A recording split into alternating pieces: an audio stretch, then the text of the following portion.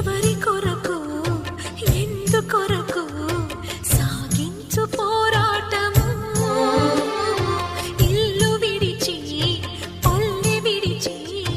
ఎన్నాళ్ళు ఈ నరకము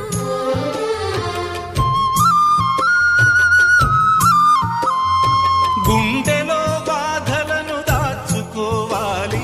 నా పోరు బాటలో నీ తోడు కావాలి పల్లెనే ఇల్లుగా నువ్వు చూసుకోవాలి పంచాది నిర్మలకు చెల్లెవనిపించాలి